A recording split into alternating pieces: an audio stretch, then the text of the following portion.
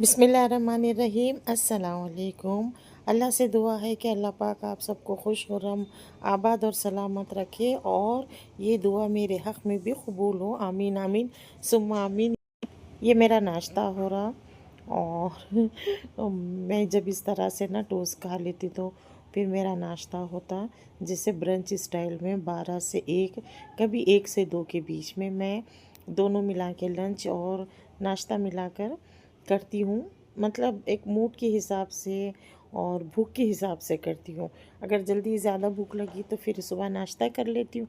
तो इस तरह से मेरा चलता है। और टोस्ट मंगाते ना, टोस्ट के पैकेट ज़्यादा आते हैं क्योंकि मैं सुबह में हमारे ससुर को भी दूध के साथ देती हूँ, कभी पराठा तो कभी टोस्ट। अब उनकी चॉइस पे रहता है कि बोलते हैं कि बेटा ये खाना है, आज ये दे दो ये दे दो, तो फिर वो हिसाब से करती हूँ। जब चाय टोस्ट या दूध टोस्ट जैसे नहीं खाना होता है तो फिर फ्रेश फ्रूट जूस बनाकर देती हूँ ससुर को।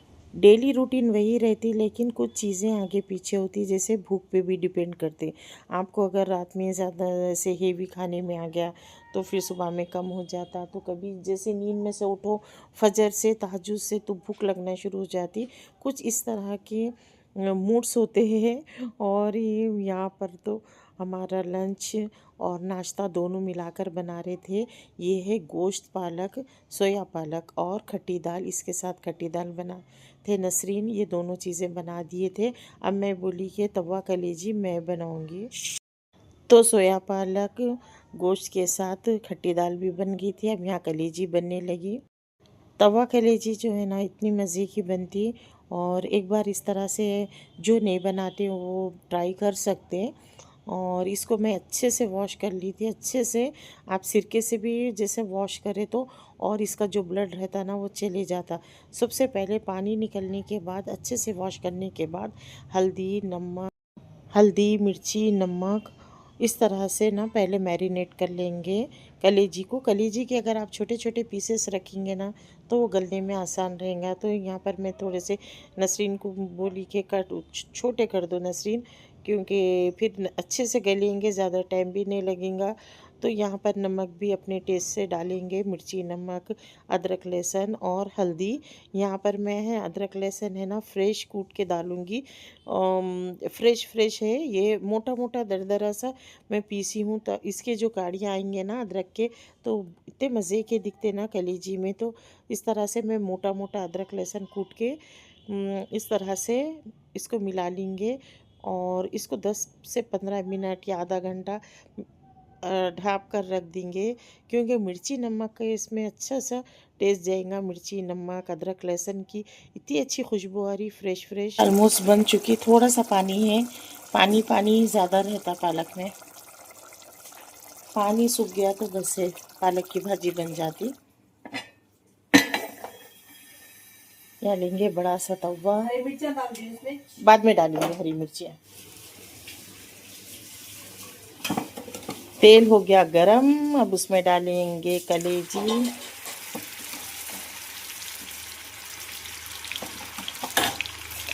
हेल्प मी, डालो नसरीन। एक हाथ से वो पकड़ने नहीं आ रहा। अब इसको हाई फ्लेम पे ऐसे ही पकाएंगे, पहले अच्छे से हाई फ्लेम पे फ्राई करेंगे। अरे चट चट चट चट पट पट।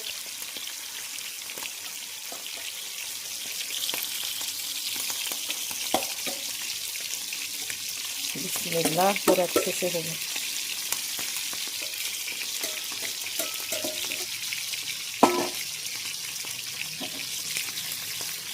पहले इसको हल्का हल्का फ्राई कर लेंगे। नीला कैमरा तुम पकड़ो।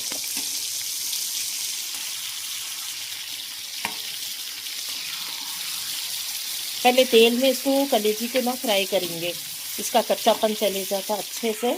और हाई फ्लेम पे करना है, यहाँ पर फ्लेम को कम नहीं करेंगे। ऐसी ज़बरदस्त कलेजी बनती, माशाल्लाह माशाल्लाह कहो। नसीम को हंसी आ रही मेरे मैं वॉइस ओवर कर रही तो नसीम को हंसी आ रही। बाजी क्या क्या बातें कर रहे बोल रहे नसीम। कलेजी आधा किलो से ज़्यादा है। जैसे आधा किलो को 500 ग्राम होता ना, तो ये 800 ग्राम है। 1 किलो नहीं है, 800 ग्राम है। पौन किलो जैसे बोलते ना, तो पौन केजी है कलेजी।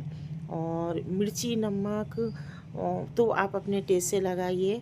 अदरक लहसुन अच्छा फ्रेश कूट के डालें तो बहुत मज़े का। ये अदरक लहसुन के ये जो छोटे छोटे पीसेस नज़र आ रहे हैं ना, वो खाते वक्त कलेजी के साथ बहुत मज़े के दिखते। तो इस तरह से तेल में अच्छे से फ्राई करने के बाद, अच्छे से तेल में कंटिन्यू हाई फ्लेम पे इसको फ्राई करेंगे। उसके बाद फ्लेम को कर देंगे सिम, और यहाँ पर लिड लगाकर इसको छोड़ देंगे 15 से 20 मिनट, क्योंकि इसी का पानी रिलीज़ होगा। अगर आपको लगता है कि कलेजी नहीं गलेंगी, तो थोड़ा सा आधा सा कप पानी डालिए और ढक कर रख देना इस तरह से। तो कलेजी एकदम से नरम हो जाएंगी। और तो देखिए हाई फ्लेम पर इस तरह से मैं कवर करके रख दी, तो पानी भी रिलीज़ हुआ, पानी भी सूख गया इसमें का। अब यहाँ पर इसको अच्छे से भुनेंगे, अच्छे से। देखिए इस तरह से नीचे मसाला बैठने लगा। और ये कलेजी एक बार तो आप ट्राई करना, मेरी तो इतनी फेवरेट है। और ये रेसिपी ना मुझे इस तरह से ना फ्राई करेंगे कलीजी को, और जैसे तेल सेपरेट हो रहा ना, ऐसा फ्राई करना है।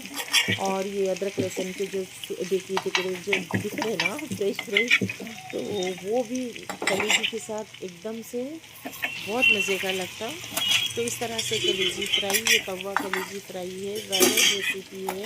इस तरह से आप ज़रूर बना के देखिएगा। ये देखिए इस पर डालेंगे हरा धनिया डालिए, अच्छे से भुनेगा।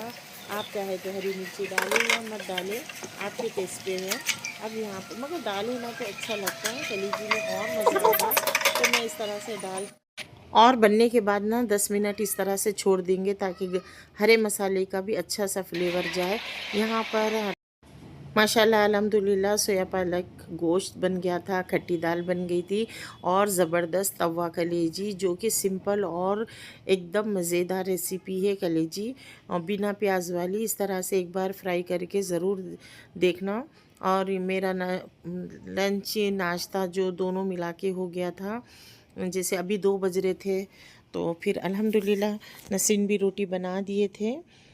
और उसके बाद मेरी नमाज़ हो रही। नमाज़ तो ज़रूरी है, हर हाल में पढ़ना है तो पढ़ना है, तो बस। और यहाँ पर बज रहे थे शाम के 5, और मेरी नमाज़ हो गई थी। असर की नमाज़ भी हो गई थी अल्हम्दुलिल्लाह। असर की नमाज़ के बाद तो चाय कंपलसरी है। चाय तो मुझे लगा जैसे हल्की सी भूख लग रही, तो फिर यहाँ पर मैं 2 से 3 टोस्ट इस तरह से चाय के साथ ली हूँ। और ये असर का टाइम हो गया था अल्हम्दुलिल्लाह माशाल्लाह से। टोस्ट ना हल्के भी रहते एकदम, ज़्यादा हेवी भी नहीं रहता। तो इस तरह से अभी तो टोस्ट ही मंगा रही हूँ मैं, ऑनलाइन ही मंगा लेती हूँ। जैसे बेकवेल है और पिस्ता हाउस है, उसका वहाँ से मंगवा लेती हूँ। तो फिर मेरी यहाँ पर चाय हो गई थी, टोस्ट भी हो गया था। टोस्ट एकदम लाइट रहते, हेवी भी नहीं रहता। तो इस तरह से अब मैं थोड़ा सा वॉक करूँगी बालकनी में, और तब तक मगरिब की नमाज़ भी अज़ान भी हो जाएंगी, और साथ साथ जो भी पढ़ना है अस्कार वो भी साथ साथ हो जाता। तो यहाँ पर मैं बालकनी में बैठ गई आके, और चाय थी, टोस्ट तो ख़त्म हो गए थे, फिर चाय के साथ आके यहाँ बैठी थी। मैं देख रही थी कि बालकनी मेरी पूरी पूरी डेड हो गई, जैसी मेरी पहले हुआ करती थी ना। अभी मेरा पूरा टाइम इधर उधर हो गया, तो फोकस इस पे बिल्कुल भी नहीं आ रहा। और मेरे तकरीबन जो लगाए ना प्लांट, वो पूरे ख़राब हो गए, कुछ जल गए। और देखिए यहाँ पर गुलाब का बस थोड़े सा बचा हुआ है, और ये 2-3 कुंडे पूरी बैल्कनी भर के मेरे पौधे थे लगे हुए, और इतने खूबसूरत लगता था ना, इतना अच्छा। और दूसरी मसरूफ़ियत जब हो जाओ ना, तो फिर मेरी बालकनी पे पहले असर पड़ता, और पूरे पौधे तकरीबन जल गए थे, तकरीबन ख़राब हो गए थे पौधे। और इंशाल्लाह फिर से मैं ग्रीन ग्रीन कर दूँगी बालकनी को, और उसको अच्छे से डेकोर करूँगी। इंशाल्लाह जब भी करूँगी तो मैं आप सबको मेरे बालकनी का टूर ज़रूर करवाऊँगी। और हाँ, लास्ट मेरी वीडियो पे कमेंट आया था कि बाजी मैं कपड़े कहाँ से लेती हूँ, तो शॉपिंग करते ना तो एक पर्टिकुलर कोई भी मतलब शॉप नहीं रहती। जैसे अगर आप कुसुम पे चलो जाओ तो एक आध वहाँ से अच्छा मिल जाता। और ज़्यादातर तो जैसे बेटी के तो मैं नीरूज पे से ही लेती हूँ। और मेरे साड़ीज़ रहते ना, मैं बनारसी साड़ी लूँ तो चिनाई पे से लेती हूँ ज़्यादातर, वहीं से मेरे बनारसी साड़ी। और मैं ज़्यादा ब्राइट कलर के भी एकदम गहरे कलर के नहीं लेती हूँ, एकदम हल्के न्यूड कलर जो रहते हैं ना वैसे लेती हूँ। और थोड़े से डिज़ाइन करती हूँ। और मटेरियल तो ओल्ड सिटी में ही अच्छा मिलता, ओल्ड सिटी चले जाओ वहाँ पर एक से एक कलेक्शन मिलता। अभी मैं ना अभी एक इतना ज़बरदस्त मेरा ड्रेस डिज़ाइन करी हूँ, इतना ज़बरदस्त कि वेयर करूँगी तो ज़रूर बताऊँगी। कलेक्शन पे डिपेंड करता। हर शॉप का ना एक एक कलेक्शन रखना, कभी भी एक ही शॉप से नहीं लेना। हमेशा जैसे नीरू से लेना, कुसुम से और कशिश और बहुत सारे जगह जमा हो जाता। आप 4 जगह से लेते ना तो एक अच्छा सा कलेक्शन आपके पास हो जाता कपड़ों का। इंशाल्लाह कभी किसी दिन बताऊंगी मेरा कलेक्शन कपड़ों का। या ज्वेलरी का भी आया था अभी कमेंट की ज्वेलरी का बताना, तो इंशाल्लाह वो भी दिखाऊंगी कभी, इंशाल्लाह इंशाल्लाह। और बस ये था।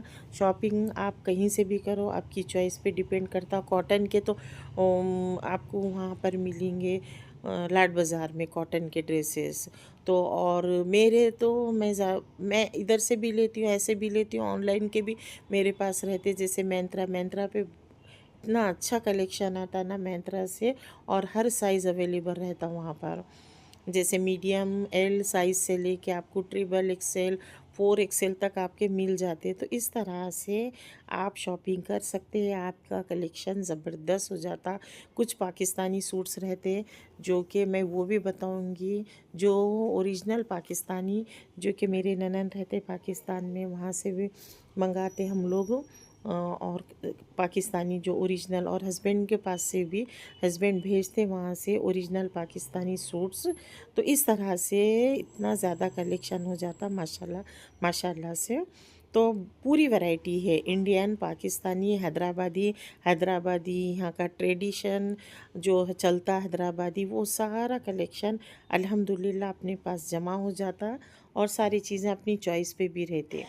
जो कपड़ों की शॉपिंग का पूछे ना तो कमेंट में बताना कि आपको हेवी चाहिए या नॉर्मल ड्रेसेस या डेली यूज़ के लिए, जो भी है कैजुअल, जो भी आप कमेंट में बताए तो फिर मैं उस हिसाब से आपको परमानेंट शॉप का नेम बताऊंगी। आई होप आप सबको मेरा ये वीडियो अच्छा लगा लाइक शेयर एंड सब्सक्राइब और कमेंट ज़रूर करना, हाइप भी ज़रूर करना प्लीज़।